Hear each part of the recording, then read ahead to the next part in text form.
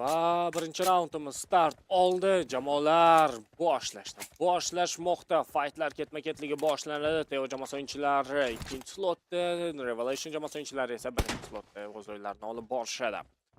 Yuqoridan olib borishmoqda. Birinchi raundda Teo jamoasi o'yinchilari himoyani bizga namoyish qilishlari kerak bo'ladi. Juda jiddiylik bilan boshlandi ushbu jamoalar o'rtasidagi fight. Crash hozir e'tibor qaratyapti raqib o'yinchilari pozitsiyasiga. Tomich hamda Bonika compound tomida harakat qilayotgan bo'lsa, Teo Timur hamda Aslan pastda biroz burchak olgan ko'rinishda o'z o'yinlarini davom ettirishmoqda. Exotica Yakuza tarafga harakatni boshladi. Yakuza pozitsiyasida menimcha hozircha informatsiyalari yo'q. Teo jamoasi o'yinchilarini Yakuza bir necha dimlar uloqtirib olgan. Hozir sekin-asta bilan balkim yurib borish ham mumkin. Exotica hozir yo'q, Ziko hozir yaxshigina o'qlar qabul qilib olganligini ko'rib turibmiz. Xuddi shunday Crash ham tezroq kiriklarni amalga oshirib olishi kerak. Exotica esa Yakuza bilan yonma-yon hozir o'yinlarini olib borishmoqchi. Arslan esa burchak olishga ketgan. Aylanib o'tish ehtimoli bor. Agar o'z yurishini davom ettiradigan bo'lsa, hozircha mana shu yurish davom ettirilmoqda. O'ng qanot haqida Revolution jamoasi biroz esdan chiqarib qo'ygandek, bu Aslan uchun yaxshi imkoniyat keltirib chiqarishi mumkin. Anchagina burchak olishni uddaladi Arslan. Va mana qarang, hali ham davom ettirilmoqda mana shu yurish. Exotica shoshayotgani yo'q. Yakuza juda passiv holatda qolib ketdi mana bu pozitsiyaga yetib kelganidan keyin. Ziko mana shu passivlikni aktiv ko'rinishga yetkazmoqda. Transport orqali low groundga joylashib oldi va granata tayyorlayapti. Bu Teo Timur pozitsiyasiga bo'lsa-ku yaxshi granata compoundga tegib o'z yo'nalishini o'zgartirdi. Maqsadiga erisha olgani yo'q Ziko. Navbatdagi granata Arslan mana o'z aktiv harakatlarini boshladi. O'sha olingan burchak foyda beryapti Zikoning holatida, lekin dabit qilishgacha yetib borgani yo'q. Uni ko'tarib olishi mumkin hali sheriklari. Arslan haqida informatsiya bor. Arslan tomonidan qayashga uloqtirish boshlangan. Birinchisi noni, ikkinchisi birozgina HP'larni ketkizganligini ko'rib turibmiz. Ziko bo'ldi, bartaraf etildi. U yoqda esa Exotic ham holatiga keltirildi. Crash va Yakuza duosi qolgan. Crash hozir reaksiya yurishga harakat qilib ko'rmoqchi. Menimcha Yakuza holatga uchratildi. Crash ham bartaraf etilmoqda va birinchi raund aynan Teo jamoasi o'yinchilari uchun. Hisobni ochib olishdi. Teo jamoasi o'z foydasiga hal etgan ko'rinishda birinchi raundni va navbatdagi raundga e'tibor qaratamiz. Arslan juda ham tezkorlik bilan rotatsiya boshladi. Sal qolsa bu xavfli bo'lishi mumkin edi. Ortga qaytyapti. Tosh oldiga yaqinlashib oldi va damage'lar qabul qilib oldi yetarlicha. Crash bu ishni amalga oshirdi. Va Ziko transportga o'tirdi, yuqoriga ko'tarilib olishga harakat qildi. Crash Bonikani holatiga keltirdi. Ko'ramiz, Teo Timur hozir jamoadoshlarini qutqarib olishga harakat qilib ko'rish kerak. Tomich esa yuqorida hozir cover rolini namoyish qilib beradi bizga. Exotica raqibi haqida informatsiyasi bor. Aynan mana shu toshda turgan Arslan haqida informatsiya bor. Tomich transport oldi, egalladi va endilikda qaysi pozitsiyaga rotatsiyani amalga oshiradigan menimcha birozgina o'nroqdan pozitsiya egallashga harakat qilib ko'rsa kerak. Ziko boya transportga o'tirib yana ham o'sha yuqoriroqni egallasa kerak deb taxmin qilayotgan edim, lekin olmabdi. Yakuza yaxshigina damage'lar qabul qilib olyapti. Exotica amalga oshirgan slaylardan hozircha hech qanday foyda kelgani yo'q. Arslan Teo Timur bilan birgalikda hozir yaqinroq kelib olishgan raqiblar tomonlama Tomich va Bonika esa cover rolida. Bonika tomonlama spreylar bir necha marta amalga oshirilib ko'rildi, lekin baribir shu saferoq pozitsiyada turibdi Bonika. Lekin keyingi chiqishini namoyish qiladigan bo'lsak, yana yurishda davom ettiradigan bo'lsa, balkimda Revolution jamoasi o'yinchilari ushlab olishlari mumkin. Exotica bilan uloqtirib oldi. Teo Timurning holatga uchratilayotganini ko'rib turibmiz. Tomich ham o'z yurishini boshladi. Hozir balkimda Tomichni ushlab olishga harakat qilib ko'rishadi, lekin yo'q. Yakuza holatga uchatilmoqda. Tomich ham qabul qilib oldi va Revolution jamoasi o'yinchilari hozir son jihatdan ustunlik ularda. Va Yakuzani ko'tarib olish imkoniyati ham paydo bo'lishi mumkin aynan Zikoda. Agar bunga Teo jamoasi o'yinchilari imkoniyat yaratib qo'yishsa, Ziko hisobiga yozilmoqda Teo Temur va bu albatta ustunlik beradi hozir Revolution jamoasi o'yinchilariga. Tomichni esa ko'tarib olishni umuman iloji yo'q. Arslan balki harakat qilib ko'rmoqchimi? Sababi mana dimlar tashlanyapti Arslan tomonidan. Aynan Tomich pozitsiyasiga o'tib olish uchun va damage'lar ham qabul qilib olishni boshlab yubordi. Arslan biroz e'tibordan chetda qoldirishayotgandek, agar Tomichni ko'tarib olishni uddalasa demoqchi edim, Crash Arslanni nok holatiga keltirib qo'ydi va birgina Bonikani o'zi qolmoqda. Uni pozitsiyasi haqida ham ma'lumot bor ekan. Bonika Yakuzani dabit qilib yuboryapti. Qolgan o'yinchilarga qarshi esa endi biroz qiyinroq bo'ladi. Bu yerda Exotica chap qanot bo'ylab, Crash markazda, Ziko esa transportga o'tirdi. Hozir albatta uni oldiga yetib kelishadi va Bonikani yo'q qilishadi. Hisob tenglashadi. Balkim Clutch amalga oshirib qo'yar. Bonika Zikoni ko'rdi. Bu Ziko juda ham low HP holatida, lekin yo'q, bo'ldi. Crash o'zi hammasini hal qilib qo'ymoqda. Ha. Mana Teo Temur hozir jamoadoshlariga qanday harakat qilish kerakligini gapirayotgan bo'lishi mumkin. Navbatdagi pozitsion faytga e'tibor qaratamiz. Yuqori high groundni Revolution jamoasi o'yinchilari, Compound hamda low groundni Teo jamoasi o'yinchilari egallab olishmoqda. Arslan ancha yaqin kelib oldi transport orqali raqib o'yinchilari pozitsiyasiga. Aynan mana shu pozitsiyaga granatalar ketma-ketligi amalga oshirilmoqda. Revolution jamoasi o'yinchilari tomonidan dimlarga e'tibor bering. Umuman barcha Vision hozir dimlar orqali yopib qo'yildi ikki jamoa uchun ham. Yakuzga pozitsiyasiga xavfli granata va Zikoni holatida Timur bu ishni amalga oshirdi. Arslan esa Zikoni dabit qilib yubordi. Exotica holatida Yakuzga ham holatiga keltirildi. Oxirgi o'yinchi Crash Crash yana bitta nokta amalga oshira oldi. O'rtadagi Tomichga esa yo'q, yetmadi. Ozgina qolganda Tomichni ham noqolat kuchatib qo'yganda, umuman bir vaziyat o'zgacha tus olishi mumkin edi. Navbatdagi raund 4-raund adashmasam. 4-raund va bu ham juda qiziq lokatsiya, juda qiziq pozitsiya. Arslanga qarang, juda tezkorlik bilan eng muhimi zo'r taymingda mana shu ishni amalga oshirdi va ikkita o'yinchi birdaniga Revolution o'yinchilari pozitsiyasiga yaqinlashib olmoqda. Tomich hamda Arslan hozir bu qanotdan chalg'itishga harakat qilsa, mana bundan foydalanib ketishlari mumkin. Mana shunday ko'rinishda Timur Zikonni holatiga tushirib qo'ymoqda. Bu yerda ustunlik biroz bo'lsa ham Teo o'yinchilariga o'tib ketishi aniq. Tomich pozitsiyasiga ajoyib granata. Arslan Compound tomiga chiqib olyapti va mana bu granata xavfli bo'ladi hozir. Ko'ramiz, Arslanning hayyashkasi hozir yaxshigina bir hal qilib qo'yishi mumkin edi. Crashning holati kuchatilmoqda, Ziko qutqarib olindi va Arslanning pozitsiyasi haqida informatsiya bo'lish kerak. Katta ehtimol bilan Exotica yuqorini chekib turibdi. Zikoning holati kuchatilmoqda Teo Temur tomonidan. Arslan pastga tushib boradimikan? Yo'q, shoshilmayapti. Risk qilmoqchi emas o'yinchilar. Yakuza va Exotica duosi. Teo Temur hozir reaksiyaga yugurishga harakat qilib ko'rgan edi, lekin yo'q, Teo Temur topildi, noholat kuchatildi. Dabit ham bo'lib ketganligini ko'rib turibmiz. Yakuza va Exotica duosi kuzatib boramiz. 2-3 vaziyat.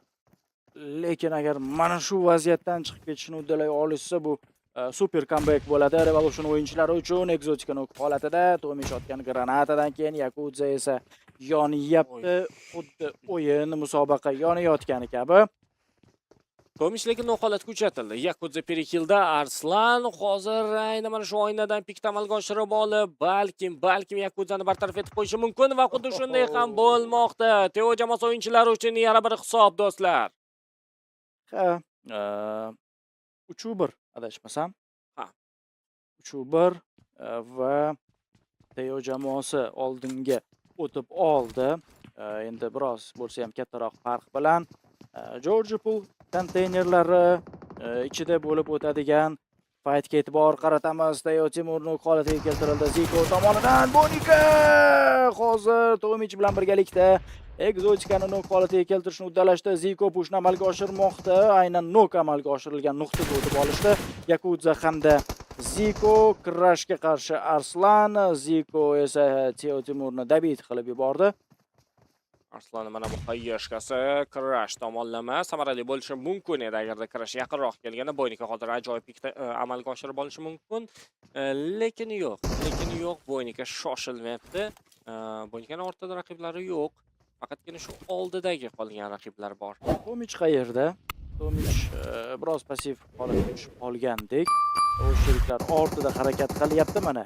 U tomonidan mana bunday aktiv harakatlarni har doim kutamiz. Yakuza nok holatiga keltirildi va vaziyat biroz bo'lsa ham tenglashishi mumkin. Arslan yaxshi. U tarafda Boynika o'zini yo'qotib qo'ygani yo'q. Crash nok holatiga keltirdi. Hujumga o'tishmoqda Teo jamoasi o'yinchilari va ajoyib. Navbatdagi raund ham aynan Teo jamoasi foydasiga yakunlanmoqda. Boynikada kayfiyat juda ham yuqori ko'rinishda, xuddi jamoadoshlari kabi. Hozircha Teo jamoasi o'yinchilari aytgan gaplariga loyiq ishlarni amalga oshirishmoqda. O'zi umuman bu tarkib bilan agar natija ko'rsata olmaslikni o'zi uyat bo'lardi. Revolution jamoasi o'yinchilari compoundni himoya qilishga, umuman mana shu pozitsiyadan biroz bo'lsa ham safe ko'rinishda o'ynashga harakat qilib ko'rishadi. Yaxshigina damejlar qabul qilib olishdi, lekin nokkacha yetarli bo'lgani yo'q. Teo hamda Boynika juda ham yaqinlashib olishmoqda raqib compoundiga va ko'ramiz hozir qanday himoya ko'rsatishadi. Revolution jamoasi o'yinchilari Timur hozir ekzotikani nok holatiga keltirib qo'yapti granata orqali. Yakuza ham holat ko'chatildi Boynika tomonidan, lekin Boynika ham qarama-qarshi noklar qabul qilib olganligini ko'rsatdi. Ziko o'zi solo holatda qolib ketmoqda. 3 ga 1 vaziyatda hozir Ziko qanday olib chiqib keta oladi ekan? Yo, 2 ga 1 vaziyat ekan. Arslan va Tomich duosi. Papich compoundida hech kim qolmadi. Ziko balkimda jamoadoshi Yakuzadan qutqarib olsa ham bo'ladi. Aynan mana shu ishlarni boshlab yuborgan Tomich xayyashkasini ko'ramiz. Hozir samarali bo'ladimi yoki yo'qmi? Yo'q. Tomichning xayyashkasi noaniq uloqtirilmoqda. Arslan ham vaqt yetib keldi. Arslan nima edi bu? Hozir tezkor gif amalga oshiriladi. Tormozni bosishni esdan chiqardi. Mana bu granata kim uchun, qayer uchun? Yakuza vaziyatni hal qila oladimi? Qanday Yakuza? Tomich hozir o'qlar ham qolmagan edi. Yakuza bo'l. O'zidan o'zi ham uyalib ketdi menimcha. Hozir oldin va keyin degan anaqa bor-ku, solishtirma. Yakuzaning eski o'yinlari bilan hozirgisini solishtirib qo'ysa bo'ladi. Navbatdagi content ideya Do'y posle. va navbatdagi raundga e'tibor qaratamiz. Mana bu granata yaxshi bo'lish kutilayotganida, lekin kutilayotganidek amalga oshirilgani yo'q. Arslan granata tayyorlayapti navbatdagisini. Balki bunisi ko'ngildagidek chiqar. Yakuza low HP da va nok holatiga tushib qoldi. Granata hamda mo'lik damagelaridan keyin.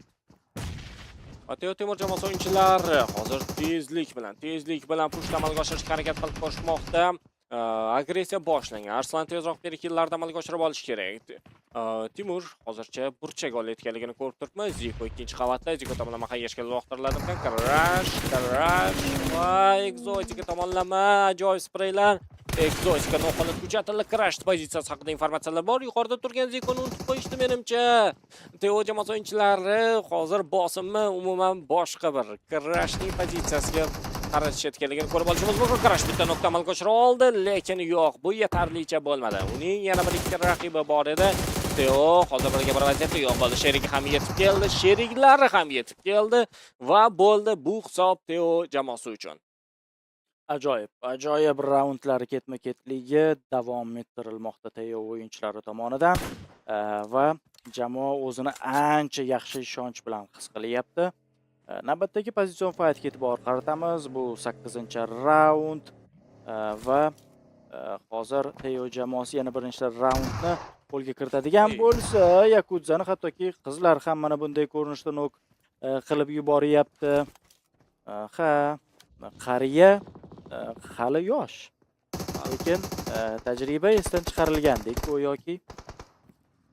Vaqt o'z so'zini aytmoqda. Boynika Crash tomonidan bir necha spreylar amalga oshira oldi. Crash bo'ldi. Pirkillar ham qilib olmoqda. Teo jamoasi o'yinchilari burchaklar olib olishganligini ko'rib turibmiz. Exotica pozitsiyasida informatsiya bormikan degan bir savol qiziqtirib turibdi. Ziko pozitsiyasida katta ehtimol bilan bo'lishi kerak. Crash tomonidan bosim boshlamayapti hozircha. Teo jamoasi o'yinchilari mana birinchisi aynan Tomich burchak olishga ketgan. Mana hozir Zikoni yoki Crash ushlab olishi mumkin. Bu yerda ustunlik baribir biroz bo'lsa ham Teo jamoasi o'yinchilarida, ya'ni pozitsion ustunlik haqida gapirib o'tyapman. E'tibor bering. Arslan nok holatiga keltirildi.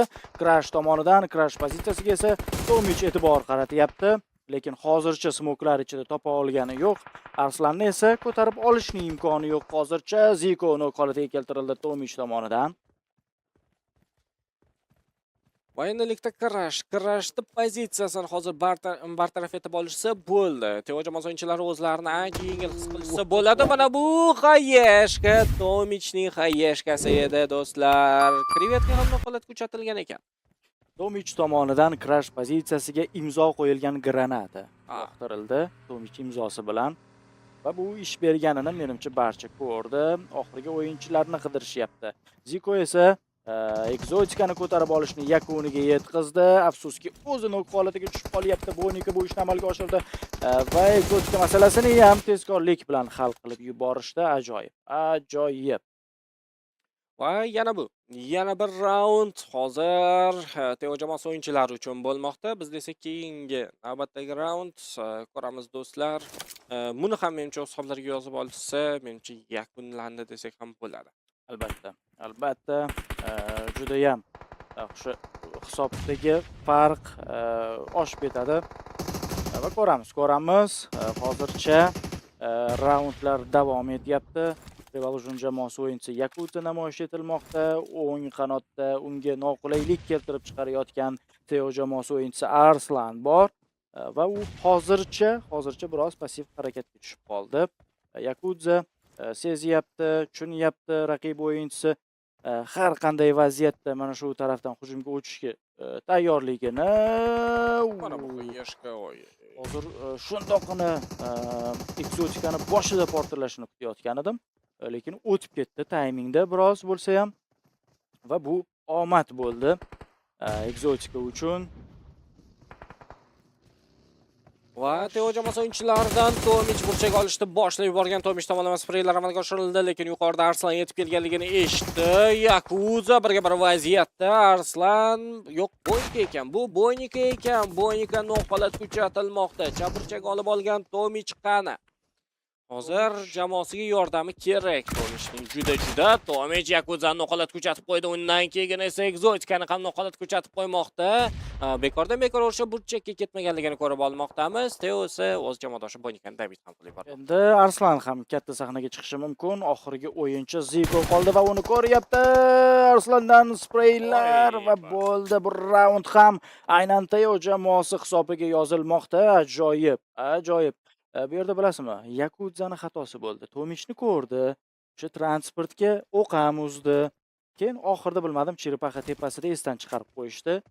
Eksotika bilan birgalikda va aynan mana shu e'tibordan chetda qoldirilishi Tomichni ikkita nok olib keldi. Yakuza hamda eksotika nok holatiga keltirildi. Navbatdagi qarama-qarshilikka e'tibor qaratamiz. Navbatdagi raundda Yakuza o'z rotatsiyasini boshlamoqda. Arslan yaxshigina damage berdi Yakuzaga, o'zi ham yaxshigina damage'lar qabul qilib oldi. Bonika eshitdi, tushundi, ko'rdi.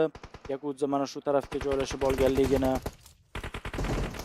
Arslan Perkilga ulgurmadi. Hozircha Tomichni holatga uchratilayotganligini ko'rib turibmiz. Teo jamoasi o'yinchilarida vaziyat unchalik ham yaxshi emas. Tezroq Tomich qarab olish kerak.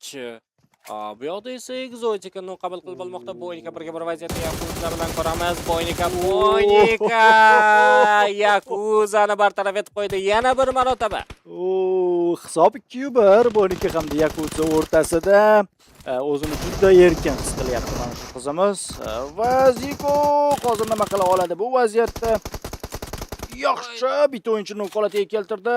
Yonida yana Tomich bor. Hozir birga bir fight. Yo'q. Tomich masalani hal qildi. Tomich o'zi masalani hal qilib qo'ymoqda va Revolution jamoasi o'yinchilari xuddiki bir tiltga tushib qolgandek.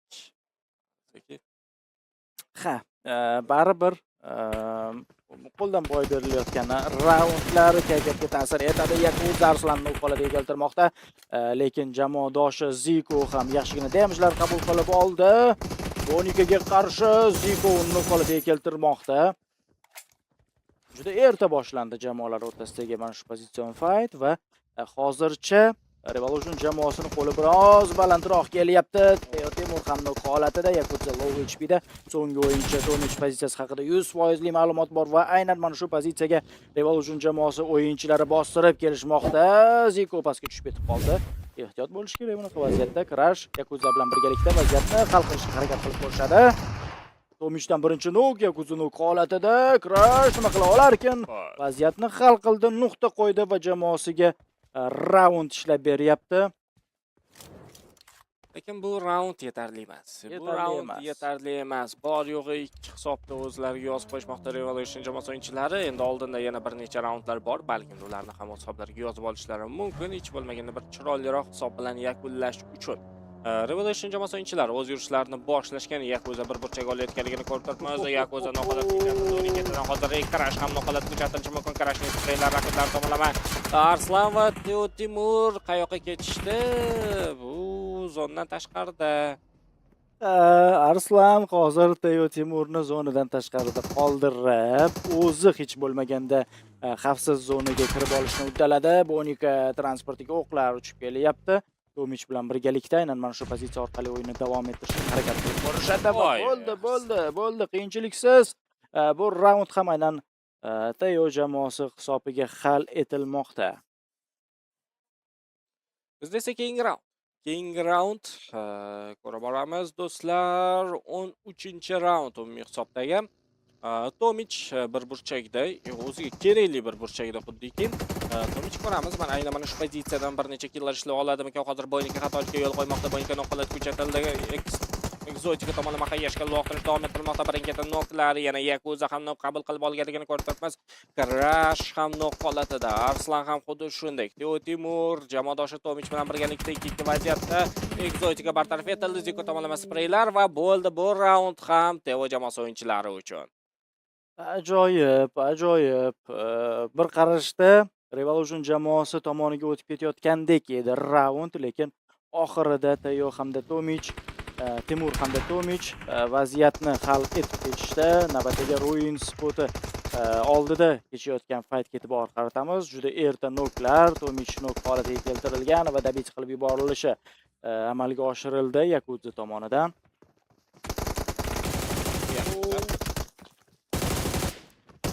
Yakuza Arslanga qarshi Arslan bo'ldi. Bu so'nggi raund Revolution jamoasi o'yinchilari uchun. Lekin g'alabani mana bu yigitlar, Teo jamoasi o'yinchilari qo'l kiritib ketishmoqda do'stlar.